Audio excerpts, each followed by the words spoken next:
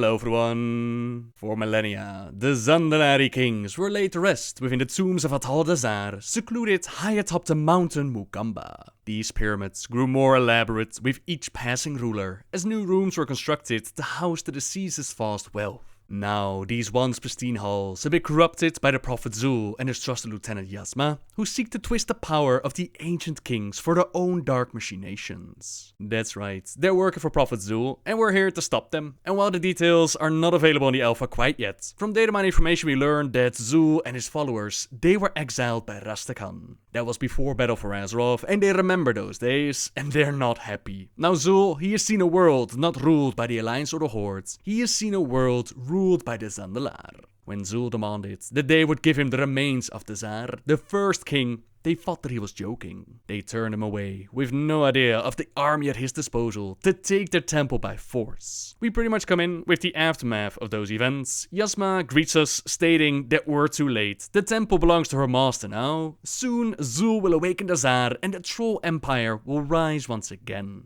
Kinda seems like I wanna do what most trolls have been trying to do for millennia. Go back to the glory days where they were the ones who ruled the world. Since King Rastakhan is found unworthy by them, they'll go back to the first king that they had. Now keep in mind that this is all just data mine dialogue. The intro quest is not available on the alpha quite yet, so that is not entirely certain at this point in time. So let's talk about the dungeon run. First, we make our way down below to the sacrificial pits, where Rezan patrols the area. Once a Loa to the Zuldazar kings, he had his soul torn from his body during a ritual. Now only a twisted husk remains, bent on devouring anyone who enters his hunting grounds. Quite a painful fight if you're caught in his terrifying visage, which will fear you. It sends you running over piles of dino bones, which disturbs them, and that in turn spawns reanimated raptors to deal with. You can avoid the fear by hiding, while Rezan will also try to devour you whole, but the shell of the Loa is no match for us. Rezan was a powerful Loa. Perhaps we are worthy to be sacrificed to Zul, Yasma yells, as we travel back up and make a right to the next encounter, namely Vol'kaal. In life, he was a trusted bodyguard of Yasma. Since his untimely death, she has used the newfound powers to reanimate the corpse of her former lieutenant, who can now serve her for eternity. This fight isn't overly complicated. First you gotta take out his totems while avoiding a smash attack, and with the reanimation totems destroyed, Vol'kaal will begin to rapidly decay. This leaves patches on the floor and increases his physical damage done. Time to hit it very hard and avoid the patches on the floor. Taking him out, it doesn't seem to bother Alun'za much, as she'll just reanimate him again, but at least for the moment, he's out of the way. On the opposite side, we see a beautiful entrance, but don't get distracted too much, as the fire traps inside, they really hurt. Up the stairs, we encounter Priestess Alun'za, who's actually a fanatical defender of Atal'Dazar's golden sanctum. She has come to cleanse the temple of all corruption at any cost. Now you might think that's someone that we want to team up with, but she believes that we're servants of Yamza, and we're not welcome here. Throughout the fight, pools of tainted blood will spawn, which you want to avoid until she starts casting transfusion.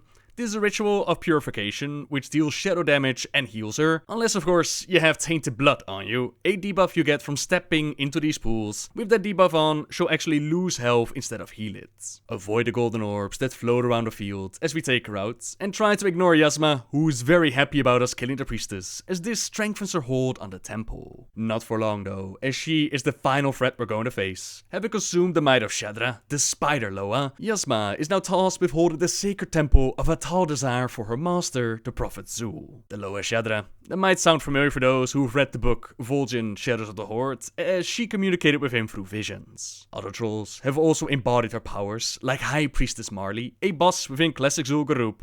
Now I don't believe that Yasma was chosen by the Loa though, seeing how it's described as consuming those powers. But all the same, she used the power of the Loa against us. Shadowy spiders crawl across the floor, detonating on impact and leaving a pool on the floor. She also rent the very soul from her body, trying to draw back in to unleash her soul fest, which really hurts, but you can easily prevent it from moving away from the boss and kill the ad before it reaches her. Despite her death, she still believes that Zul is going to rip our spirits apart, and I can't wait to get more details on the story behind all of this. How did Talanji and Prophet Zul team up and end up in the stockades? What exactly is going to be the infighting within the capital of Zuldazar? There is still so much awesome stuff coming up, but for now, this is the story of Atal'Dazar.